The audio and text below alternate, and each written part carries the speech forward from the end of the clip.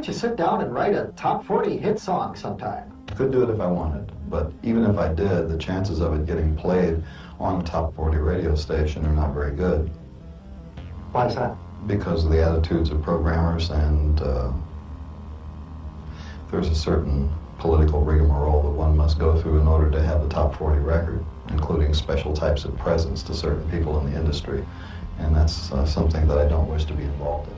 Do you think rock and roll is still for people who are simply cute? It's more for people who are cute now than it ever was before, because it's virtually impossible to get a record contract if you look, anywhere between normal and ugly. You may play great and sing great, but if you're not cute, you can't get a contract now because it's the world of videos. It's easier to get a contract now if you can't sing and you can't play, but you look good, because they can always hire somebody to sing your song for you. You've seen that happening over and over and over again. Every hit that you hear on the record, on the radio, who's really singing it? Who's doing it?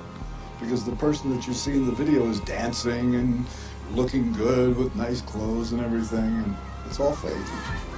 Oh, come on. Yeah, it's really depressing. When you stop and think about trying to get people to pay attention to what the government is doing or actually taking some personal involvement in it, it's hopeless, because even if you got them to register, they don't know enough about what's going on to make a decision after they've registered. So maybe it's for the best if they don't register. So how do they become more informed? I mean, become a news addict like you? And that news is so skewed anyway.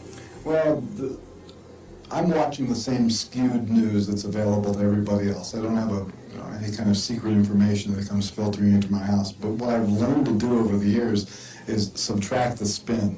And so if you flip from channel to channel and see the different ways the story is covered, you can average it out and get some idea of what's going on. And then the fact that certain stories are reported at all is very suspicious.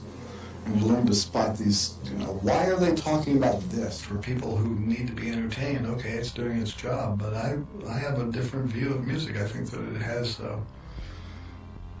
an aesthetic importance that goes beyond chart placement. And the business of music is all about this fake list of who sold what. And the whole idea of selling large numbers of items in order to determine whether or not the item has any quality to it is what's really repulsive about it. And the function that is required of you as a musician in the United States basically is please be a jukebox. I mean, it's not even please, just be a jukebox.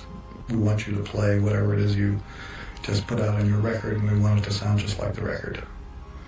And so this desire on the part of the audience to have live in-person replication of freeze-dried material is one of the forces that led to the Milli Vanilliism that we now see, because a lot of the contemporary albums, you can't play it live.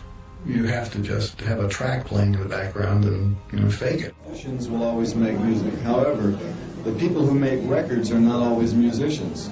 Sometimes they're just plain show people. Or in the case of some of the punk groups, they're guys off the street that were gathered together by a boutique owner. The fact of the matter is that advertised properly, people will buy anything. See? And now that the lesson of punk has been learned, that you can sell anything to anybody, there's no telling what the next trend will be.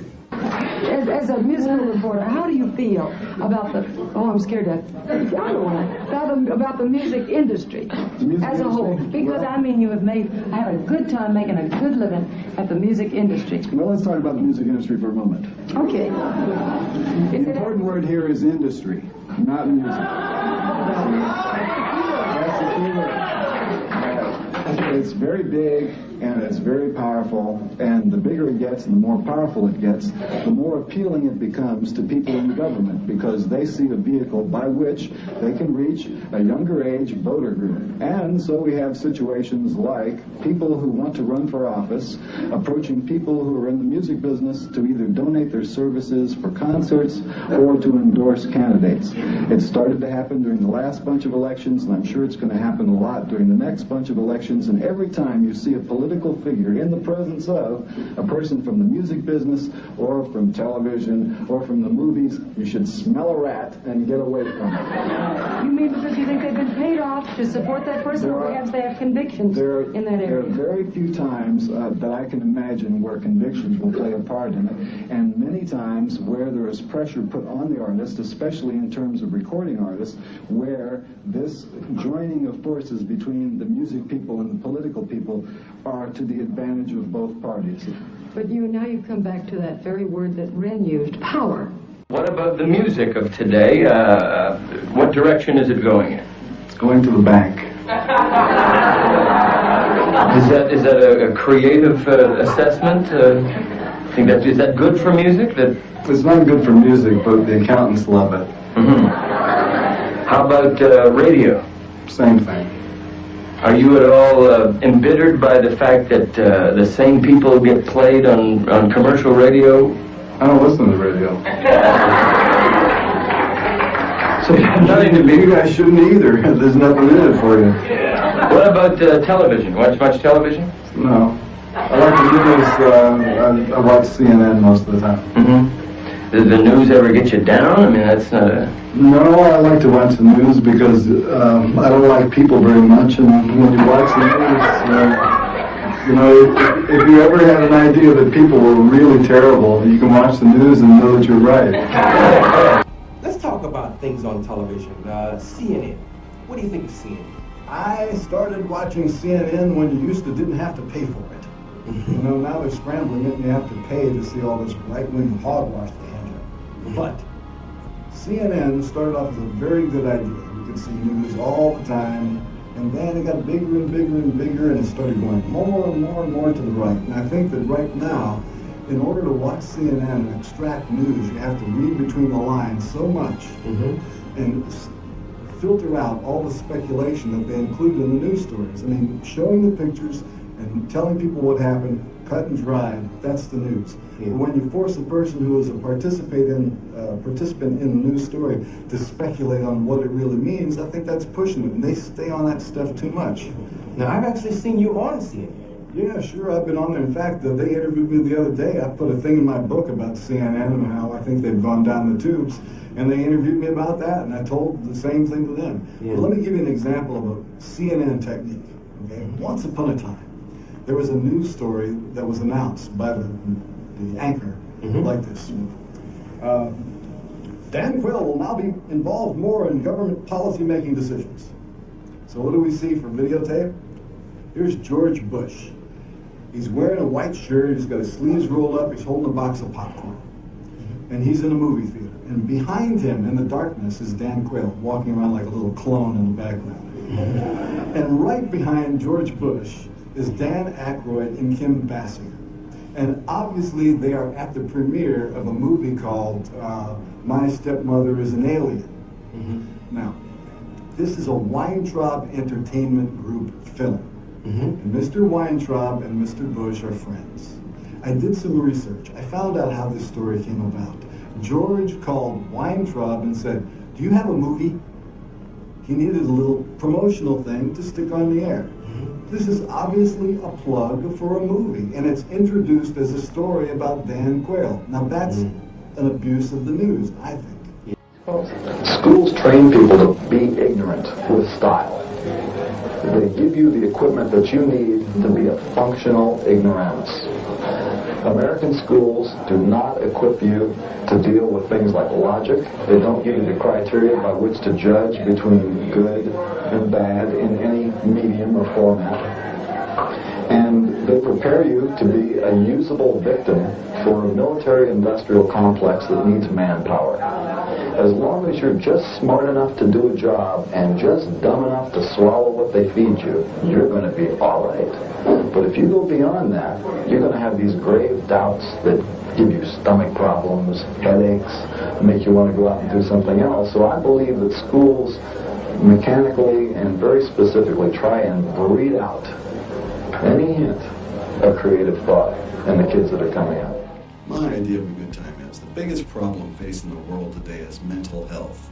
If everybody had good mental health, then all the other problems would be solved, because in order to take care of mechanical and practical problems, you have to have good mental health in order to attack those problems.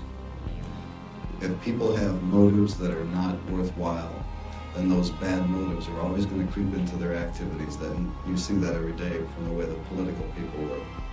If people were just in a position to have their minds functioning right, then everything else would fall into line. Now that's what I'm after. That's my dream. Now that's a dream. That's probably not going to happen, but that's my dream. Politics is the entertainment branch of industry. They do more to entertain us than to serve us. It seems that the problem with government as an institution is uniformly bad worldwide. It may be the only thing that binds all nations together is the incompetence of all of their government. Go back to the 60s. Mm-hmm. 1968, the assassination of Martin Luther King. And I appreciate if you could use their names in the answers, your memories. Yes, I remember when Martin Luther King was assassinated, and it was just another one of those things that made me worry about the sanity of the people in this country and the sanity of the policies and why something like that should have to happen. Any kind of an assassination, it's just so pew. And that was April, and then in June, Bobby Kennedy is assassinated. Yeah, it looked like a trend, didn't it? Maybe using the Kennedy assassination as an interesting answer. Well, then you get the Bobby Kennedy assassination. It starts to look like a trend. I mean, anybody who thinks that these were isolated incidents, just isolated crackpots, I see a trend. I see a mysterious hand behind all of this. I don't want to sound like a conspiracy theorist, but I think that it's been the idea that the possibility that certain types of conspiracies have existed in American politics, just because they've existed before, would allow you to project that they could continue to exist to this day. The unions are the mafia, which is the CIA, which is the Catholic Church, which is the government, which is, what's the difference? It's corrupt. It's the same guy pulling these strings, and that one day he pulls a string and this lamp comes out. The next day he pulls a string and there's a missile coming out. Maybe it's a little late for some of you to know that there is some sort of strange national effort to bring censorship to first the rock and roll industry, then to the video industry, then the National Council of Churches wants to have ratings on normal television programming, and then it'll get to books, and then it'll get to any kind of sign you want to carry around the street, and then you'll all be wearing the same colored clothes. And I don't think you're all going to learn how to speak Chinese, but I think that they all want you to sort of worship the same God. What I suspect is that because rock and roll music reaches so many different people, and it does reach them on a repetitive level, and it does form an important part of their life, if you can control that medium, you are going to be able to control the ideas which go out to those young people. And there are some people who don't want to have young people thinking too much, because you got to keep them really stupid to buy certain products and to vote for certain people. And you're a very intelligent man. Is there any way, however, by which you can come a step or two in Kennedy Stroud's direction without feeling that you've lost all your credentials? It's not a matter of credentials, it's a matter of sanity, because what they're proposing is so pitifully, it's dangerous besides being pitiful. What is dangerous about a packaging label? What's dangerous about having... No, it's the tactics that you're using. Look, first of all, the first time I debated you, they chopped the debate up, and I'm glad to be able to do it without editing, all right? Now, I want to say one thing to anybody who wants to know what they're really doing here. This is supposed to go to a fact-finding committee in Congress on Thursday, right? The chairman of the committee has a wife on the PMRC. There's 2 senators on the committee that have wives in the PMRC. I called the PMRC office today to ask the question, who else belongs to the PMRC? And you know what the answer was? We don't have any members. We only have founders. And then I said, I have your fundraising letter. When they gave you your tax-free number, what kind of an organization was it? Is it a cult? What do you got here?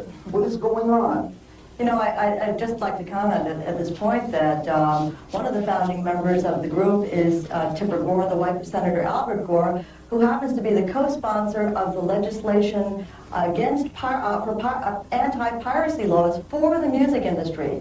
Senator Gore is on the side of the music industry, okay? So, I mean, I don't think that there's any kind of... I don't speak for the music industry. I'm a parent who is concerned about his children and the First Amendment. The music industry has sold out the singers, the songwriters, and the retailers by bending over for you guys and voluntarily putting on any kind of a Okay, let me just say something about that, Ted and Frank. And incidentally, Donnie, if you want to get in on this, you've got to push hard. Could I make a statement about national defense? Yeah. The biggest threat to America today is not communism. It's moving America toward a fascist theocracy. And everything that's happened during the Reagan administration is steering us right down that pipe. Oh, Mr. Zappa, Yes, Mr. Zappa. I believe that AIDS in reality is not a natural accident. It's not a natural disease that just sort of evolved. Somebody cooked it up. I think that it's something that either escaped from a genetic engineering laboratory or something that was manufactured on purpose in a genetic engineering laboratory to somebody's specifications. I also believe that all the warfare of the future will be conducted with these biological agents, because now the gene splicing is a thing that can be done. It is feasible to consider the preparation of certain diseases which will kill only specific races, nationalities, or people with certain interests, because you can tailor the disease to attack certain things in certain categories. Well, these are very serious allegations, Frank. I mean, what actually makes you believe this? Do you have hard and fast evidence that this is the case, or is it just something that you've theorized? No, this is just the opinion of an aging buffoon. You know, just think nothing of it. You think that possibly America or any other country in the world could increase its power and its standing internationally by actually utilizing these agents? Let's look at the world the way it really is. Government is a joke. Governments don't do anything. That's like a cardboard cutout that hides where the real machinery is. The world is a place that does business. The world is run by multinational businesses that mostly sell weapons to each other, and then you have sugar business, oil business, coal business, you know, business. And when the guys who run these things say jump, all governments jump. And it's foolish to consider the possibility of nuclear war because from a business standpoint, it's impractical. It stops all business. So, the way you have to look at it is the chances are much more likely that the sales will continue of missile delivery systems, but what will be in the warheads will not be things that destroy real estate. It's much more practical to think of missiles going someplace and putting out chemicals or microbes that enable the one party to subjugate the other party by controlling its labor force while leaving the buildings intact. So you've subjugated them and now you got a bonus, you have their machinery, you got this, you got that. And I believe that there's somebody sitting in an office someplace that's working on it, and that's the practical way to do it. You can scream about nuclear war and you have people running around with signs and stuff like that, but I don't believe there will ever be a nuclear war because it's just impractical from a business sense. Meanwhile, the companies that are building delivery systems are making plenty of money, billions of dollars, because the money goes into small arms, delivery systems, medium-sized arms. Their commerce is still going on, and that's why they're alive. That's what they love to do. The whole generation is wasted. Sure, they're wasted. Their parents are wasted. Their brothers and sisters are wasted. Their mothers are wasted. Nobody wants to deal with reality because reality has gotten to be too disgusting. We're on our way into the Dark Ages again. That's what we're looking at right now. It's not just 1984. We're looking at something that is going to make the first Dark Ages seem like a company picnic, because there's just so many more utensils that can be used to keep the population in the dark and stupid and under control. And it's not good. It's not important to even be remembered. I mean, the people who worry about being remembered are guys like Reagan, Bush. These people want to be remembered. And they'll spend a lot of money and do a lot of work to make sure that remembrance is just terrific. I don't care.